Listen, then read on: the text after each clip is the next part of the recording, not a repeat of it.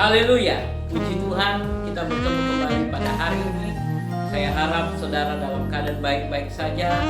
Di dalam video-video kita yang lalu, kita terus belajar tentang kasih karunia, takut akan Tuhan, dan kemudian hidup dipimpin oleh Roh Kudus. Saya sudah sampaikan di dalam video sebelumnya bagaimana hidup dipimpin oleh Roh Kudus. Dan kitab Efesus pasal 1 katakan bahwa Roh Kudus itu adalah jaminan bagi kita, bagian kita, sampai kita menerima semua warisan yang menjadi milik kita, sampai kita menerima semua berkat yang menjadi milik kita. Jaminan, satu jaminan, dan Tuhan berikan jaminan itu bersama dengan kita, sehingga karena jaminan itu bersama dengan kita, sama seperti ketika kita meminjam uang, kita taruh BPKB kita menjadi jaminan, maka untuk beberapa saat lamanya, maka mobil atau rumah yang kita jadikan sebagai jaminan suratnya itu menjadi milik bank atau menjadi milik perusahaan leasing. Demikian juga ketika Roh Kudus diberikan kepada kita, maka kita menjadi milik Kristus.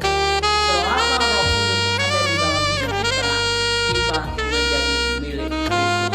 Dan kita tidak mungkin membayar utang-utang itu, Bapak Ibu, karena tidak ada harga, tidak ada nilai yang bisa kita gantikan dengan pengorbanan Kristus bagi kita.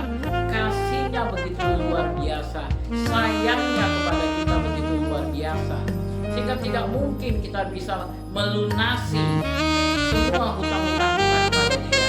Dan karena kita tidak bisa melunasi hutang-hutang kita, maka itu adalah hal yang baik. Maka Roh Kudus akan senantiasa menjadi milik kita. Roh Kudus senantiasa menjadi kepunyaan kita, Bapak Ibu Saudara-saudari yang terkasih. Dan kita selamanya menjadi milik kepunyaan Tuhan. Selamanya kita menjadi milik kepunyaan Tuhan. Itu anugerah yang luar biasa yang Tuhan berikan kepada kita. Bersyukur. Dan kita melihat bagaimana Yesus dipimpin oleh Roh Kudus. Bagaimana Dia tidak sekedar datang ke dalam dunia melakukan pelayanan begitu saja. Bagaimana dari awal pelayanannya kita selalu mendengar tentang bagaimana Yesus dipimpin oleh Roh Kudus. Dalam Lukas pasal 4 ayat 1, Dia dibawa oleh Roh Kudus ke padang gurun. Roh Kudus yang memimpin Dia untuk berpuasa. Roh Kudus yang menuntun Dia untuk berpuasa. Dan kemudian Roh Kudus yang memimpin Dia dalam perjalanan-perjalanan pelayanannya. Dan kita melihat bagaimana di dalam pesta Kana itu, ketika ibu Yesus meminta, Yesus supaya mereka kehabisan anggur, lakukan mujizat. Dan Yesus bilang, ibu, waktuku belum tiba. Karena bagi Yesus sangat penting untuk dipimpin oleh Roh Kudus. Ketika Roh Kudus memimpin hidupnya, maka hal itu menjadi hal yang terindah. Dan kita melihat bagaimana di dalam seluruh pelayanan Yesus, kita melihat bagaimana Yesus senantiasa dipimpin oleh Roh Kudus.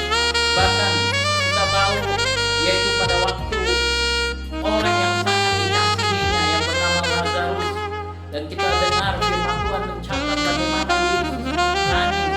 Yesus sangat menyayangi Lazarus, Maria dan Marta. Tetapi yang terpenting bagi Yesus di atas segala-galanya, di atas kasih sayangnya kepada Lazarus, bagi Dia yang paling penting adalah hidup dipimpin oleh Roh Kudus. Dia tidak serta-merta karena Dia penuh kasih sayang kepada Lazarus, Dia tidak serta-merta digerakkan oleh kasih sayangnya tadi, tetapi Dia digerakkan oleh Roh Kudus.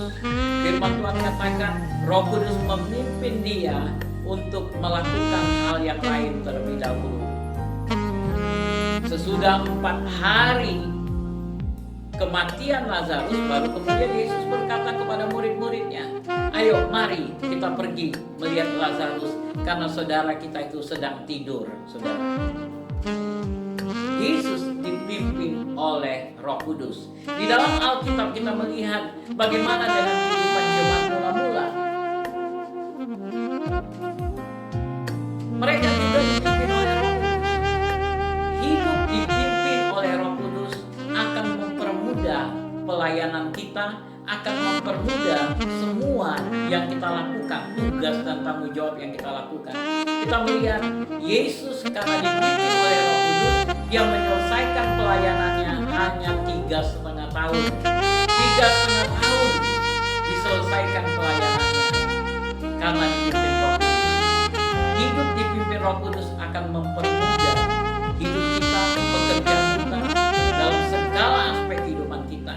Di dalam Kisah Para Rasul kita bisa melihat bagaimana para murid-murid di dalam Kisah Rasul 13 ayat yang kedua dikatakan ketika mereka sedang bersekutu dengan Roh Kudus, ketika mereka sedang menyembah Tuhan, bahwa Roh Kudus berkata kepada mereka, pisahkanlah Barnabas dan Paulus untuk suatu pekerjaan yang aku telah tentukan untuk mereka. Kita melihat bagaimana jemaat mula-mula mereka menjadikan Roh Kudus menjadi pemimpin hidup mereka. Mereka menjadikan Roh Kudus menjadi kepala di dalam pelayanan mereka. Mereka mengikuti setiap petunjuk daripada Roh Kudus. Dalam Yohanes 10 ayat 3, Yesus katakan, domba-dombaku mendengarkan suaraku. Domba-dombaku akan melakukan apa yang kuperintahkan kepadanya. Ini sangat penting dalam hidup kita, bahwa kita perlu senantiasa dipimpin oleh Roh Kudus. Di dalam Kisah Rasul pasal 8 ayat 29, kita juga bisa melihat tentang bagaimana Rasul Filip, bagaimana Filipus dipimpin oleh Roh Kudus. Roh Kudus berkata kepada Filipus, pergi, datangi, dekati orang yang sedang berada di atas kereta tersebut. Kemudian di dalam Kisah Rasul 10 ayat 19 kita melihat ada contoh Petrus, bagaimana Petrus mendapatkan penglihatan dan Roh Kudus berkata lihatlah ada 3 orang yang sedang mencari engkau. Dan Roh Kudus itu bisa berbicara dengan banyak hal kepada kehidupan kita. Kita melihat dalam Kisah Rasul 13 ayat yang kedua, yaitu Roh Kudus menyampaikan kepada para murid-murid yang sedang berkumpul agar mereka memisahkan Barnabas dan Paulus untuk pekerjaan yang Tuhan sedang persiapkan bagi mereka. Roh Kudus bisa melakukan banyak hal di dalam kehidupan kita. Roh Kudus sangat penting di dalam kehidupan kita. Roh Kudus senantiasa menolong dalam kehidupan kita, khususnya bagi kita yang hidup di zaman akhir ini. Sangatlah penting dalam kehidupan kita untuk dipimpin Roh Kudus. Kita mendengar ada begitu banyak kesaksian tentang apa yang terjadi di negeri Cina. Bagaimana para pemerintah dari pihak komunis menekan gereja Tuhan, menangkap para hamba-hamba Tuhan. Dan kita melihat, mendengar begitu banyak Roh Kudus memimpin mereka, menuntun mereka untuk melewati rintangan, tantangan daripada kejar-kejaran daripada pihak komunis. Saya ingat ada kesaksian tentang seorang anak gadis. Anak gadis ini sebelum dia berangkat, dia bilang, Roh Kudus pimpin aku, Roh Kudus tuntunlah aku. Dan kemudian anak gadis ini hendak pergi untuk menghadiri sebuah ibadah di dalam satu gereja bawah tanah, dan di tengah jalan dia dicegat oleh pasukan tentara komunis dan ditanya, kamu mau kemana? Dan di situ anak gadis ini anak yang terbuka kepada Roh Kudus. Roh Kudus berbicara, memberikan petunjuk kepada dia. Anak gadis ini berkata, saudaraku baru saja meninggal dan kami akan mengadakan pertemuan keluarga untuk membicarakan tentang warisan yang ditinggalkannya. Dan kami rencana berkumpul pada malam ini untuk menentukan bagian daripada warisan-warisan.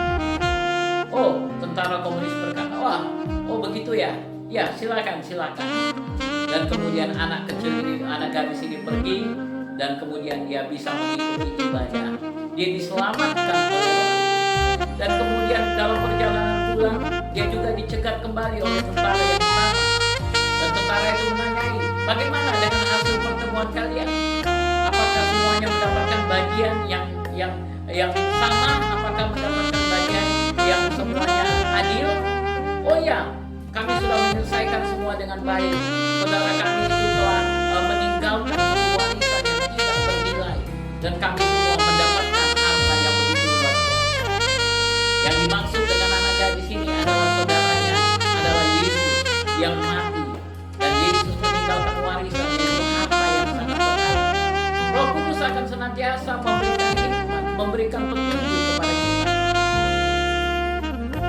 Dalam satu pelayanan, Rasul Paulus yang hendak menuju ke satu kota yang lain, tapi kemudian Roh Kudus berkata, jangan pergi ke sana. Pergilah ke kota lain.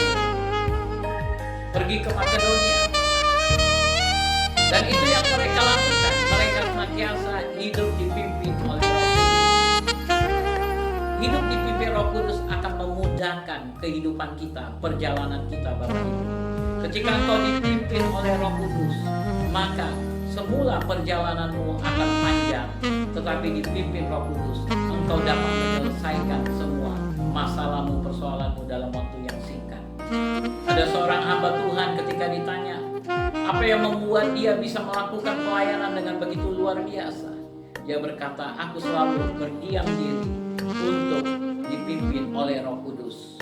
Dan apa yang Roh Kudus perintahkan kepadaku, itulah yang kulakukan. Bahkan ada seorang pengusaha. Seorang pengusaha ini ketika suatu hari diwawancarai, apa yang membuat engkau begitu berhasil? Usahamu begitu luar biasa. Kau mendapatkan keuntungan yang luar biasa. Dia katakan, di rumahku aku punya sebuah ruangan. Di dalam ruangan itu aku akan masuk setiap hari, berdiam diri untuk mendengarkan suara Roh Kudus. Apa yang Roh Kudus berikan kepadaku, itulah yang kulakukan. Dan selama 30 tahun ini, aku tidak pernah membuat satu kesalahan pun, khususnya dalam menandatangani kontrak-kontrak yang aku perbuat di dalam bisnisku. Aku tidak pernah melakukan kesalahan-kesalahan, karena Roh Kudus yang memimpin aku. Roh Kudus yang menyertai aku. Roh Kudus akan memimpin engkau di dalam segala aspek kehidupanmu, bukan hanya di dalam pelayanan yang kau lakukan, tetapi Roh Kudus akan senantiasa memberikan karunia-karunia-Nya kepada engkau. Ada begitu banyak, ada karunia marifat, ada karunia hikmat, pengetahuan, ada begitu banyak karunia-karunia daripada Roh Kudus yang akan memampukan engkau. Bahkan engkau bisa memiliki karunia membedakan roh. Engkau akan tahu ketika engkau melewati daerah-daerah tertentu, engkau akan tahu, oh ada roh apa yang berada di daerah itu. Maka dengan mudah engkau akhirnya memenangkan pertandinganmu. Engkau dengan mudah akhirnya menyelesaikan pelayananmu dengan baik, karena engkau tahu ada roh apa di daerah itu, dan dengan mudah engkau bisa kalahkan dan kau ikat roh-roh yang merupakan penguasa-penguasa lokal. Sangatlah penting bagi kita untuk hidup dipimpin Roh Kudus. Saya menggambarkan ini dengan ilustrasi, yaitu kita itu adalah seperti supir yang membawa mobil, dan Roh Kudus adalah bos kita. Roh Kudus akan memberikan kebebasan kepada saudara untuk menyetir mobil itu sendiri. Roh Kudus telah memberikan tujuan perjalanan kepadamu, karena itu yang Tuhan sudah katakan dalam Yeremia 29 ayat 11. Aku ini mengetahui rancangan-rancangan apa yang ada padaku mengenai kamu, yaitu rancangan damai sejahtera, bukan rancangan kecelakaan, rancangan yang memberikan kepadamu hari depan yang penuh harapan. Engkau sudah tahu destinimu, engkau sudah tahu tujuan perjalananmu, dan kemudian Roh Kudus memberikan tanganmu untuk memegang setir. Dia duduk di belakang, dia memberikan kehendak bebas kepadamu. Apa yang kau akan lakukan dengan setir? Kemana kau akan bawa mobil itu? Sangatlah penting bagi kita untuk senantiasa terkoneksi dengan majikan kita. Sangatlah penting untuk kita senantiasa terkoneksi dengan pemimpin kita, yang adalah Tuhan itu sendiri, Roh Kudus. Untuk senantiasa kita bergantung kepada Dia, untuk senantiasa kita bertanya kepada Dia, Roh Kudus, apa yang harus kulakukan? Kemana aku harus berjalan? Apakah aku perlu belok belok kiri? Apakah aku harus belok ke kanan? Apa yang harus kulakukan dalam bisnismu, dalam pekerjaanmu, dalam engkau menjalankan rumah tangga, dalam engkau memilih pasangan hidupmu, di dalam segala sesuatu yang kau lakukan? Penting untuk kau berdiam diri dan bertanya kepada Roh Kudus. Roh Kudus, apa yang harus kulakukan? Kemana aku harus berjalan?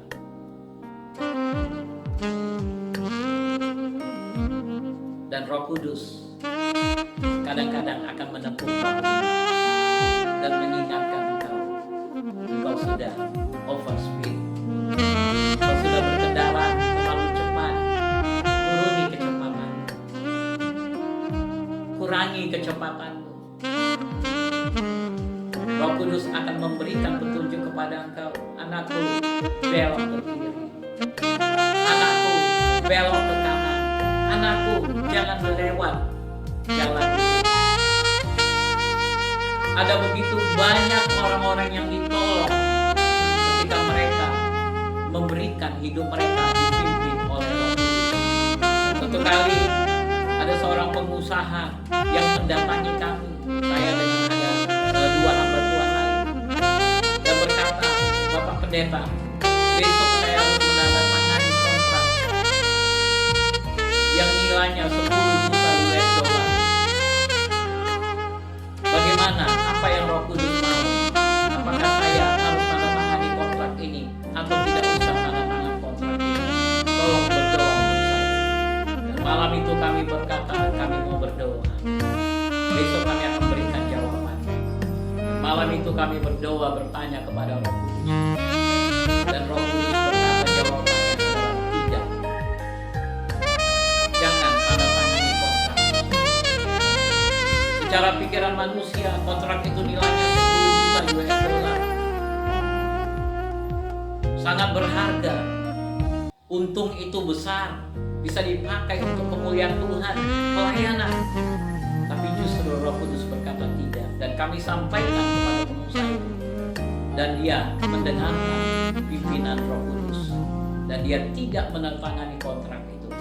Temannya akhirnya dengan senang melanjutkan, mengambil alih kontrak tersebut, memenangkan tender itu. Tetapi apa yang terjadi? Pada waktu itu tahun 1998 terjadilah krisis moneter. Sedangkan temannya ini sudah tanda tangani kontrak. Dia sudah memesankan barang dari Jerman. Barang sudah dikirim dalam pengapalan. Dia sudah bayar uang. Terjadi krisis moneter. Pemerintah membatalkan kontrak. Dia rugi besar. Tetapi anak Tuhan yang memberikan hidupnya dipimpin Roh Kudus menyelamatkan. Roh Kudus menuntun dia. Roh Kudus menyertai dia. Ada banyak kasus-kasus yang saya dengar kesaksian bagaimana Tuhan berkati keluarga-keluarga yang duduk diam mendengarkan Roh Kudus, tidak salah memilih jodoh, tidak salah memilih pasangan hidupnya, bergantung kepada Tuhan, dan mereka menunggu tepat pada waktunya, dan tepat pada waktunya Tuhan memberikan yang terbaik. Tuhan tahu kebutuhan anak-anaknya, Tuhan tahu pergumulan anak-anaknya. Yang kau perlu lakukan adalah membuka hatimu kepada Roh Kudus, senantiasa memberikan waktu kepada Roh Kudus untuk berbicara. Jangan hanya engkau saja yang berbicara terus, kau terus yang berbicara. Kau perlu ingat, doa adalah percakapan antara dua orang, komunikasi dua orang antara engkau dengan Tuhan. Jangan hanya satu pihak yang berbicara. Engkau boleh berbicara, tapi kemudian izinkan Tuhan juga berbicara. Itu yang dilakukan oleh Tuhan Yesus. Setiap kali Yesus selesai pelayanannya, dia akan naik ke bukit untuk berdoa. Apa yang dia lakukan? Dia menyampaikan laporan pelayanan yang sudah dilakukannya sepanjang hari itu. Dia katakan, Bapa, aku telah menyelesaikan. Tadi aku bertemu dengan Zakius. Tadi aku pergi ke rumah Zakius dan makan bersama dengan mereka. Tadi aku pergi ke rumah Simon tadi aku pergi mendoakan Lazarus, oh tadi aku buat begini dan buat begitu. Dan kemudian selesai dia memberikan laporan itu, hari sudah menjelang pagi. Kemudian dia berkata, selanjutnya Bapak berikan petunjuk apa yang harus dilakukan hari. Dan kemudian Bapak berbicara, Roh Kudus berbicara, memberikan petunjuk apa yang Yesus harus lakukan untuk hari. Roh Kudus memberikan petunjuk senantiasa dalam hidup. Di dalam masalah penyakit, ada banyak kasus ketika kita bergantung kepada Roh Kudus. Saya pernah sampaikan kesaksian kepada saudara bagaimana pada waktu beberapa tahun yang lalu kami berdoa untuk seorang ibu yang pada waktu itu sedang melahirkan di pusat rumah sakit di Jakarta, dan yang sakit adalah anaknya, putrinya. Pada waktu itu dilaporkan bahwa jantungnya mengalami kebocoran dan harus segera dilakukan operasi.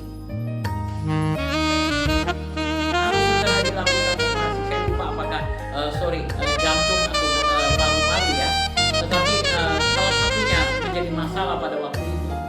Bapak Ibu saudara yang terkasih, banyak hamba Tuhan sudah berdoa, dan termasuk kami dipanggil untuk berdoa.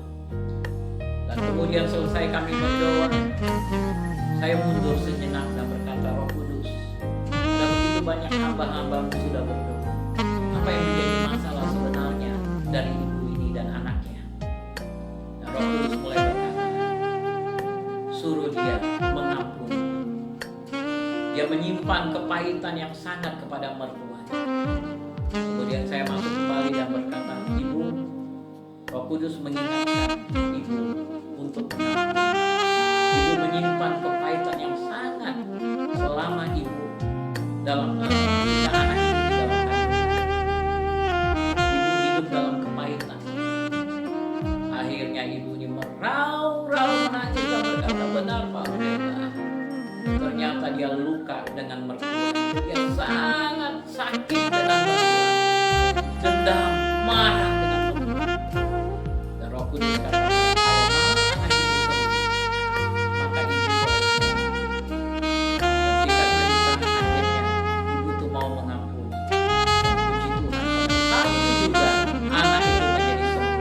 sampai hari ini tidak ada satu pisau operasi, tidak ada alat-alat operasi yang menyentuh anak itu. Anak itu sudah menjadi anak gadis, bertumbuh dengan baik, sehat, diberkati Tuhan senantiasa. Kita perlu memberikan telinga kita untuk senantiasa mendengarkan Roh Kudus. Apa yang harus dilakukan? Roh Kudus akan memberikan petunjuk apa yang harus kau lakukan. Ada seorang juga ibu, seorang janda miskin di Afrika. Suatu hari di gereja dia mendengarkan seorang misionaris bersaksi. Di dalam hatinya dia katakan, alangkah baiknya Tuhan kalau Engkau berikan kesempatan kepadaku untuk bisa menjadi berkat bagi para misionaris. Aku ingin menjadi berkat bagi para misionaris. Berkati aku dengan berlimpah-limpah. Roh Kudus akhirnya memberkati dia, memberikan petunjuk apa yang harus dia lakukan.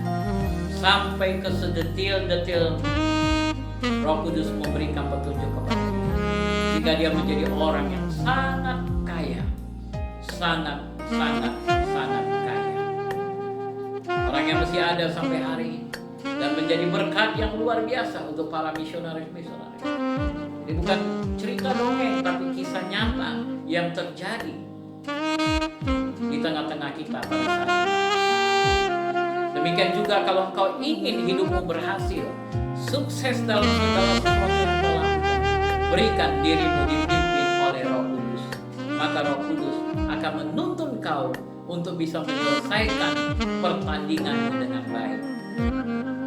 Dan kemudian ketika engkau pulang ke rumah Bapa di surga, Bapa di surga akan berkata, well done, selamat anakku, hai hambaku yang baik dan setia, mari masuk dalam kerajaan. Kau akan disambut dengan pesta yang luar biasa. Oleh sebab itu pada hari, apakah engkau rindu untuk dipimpin Roh Kudus?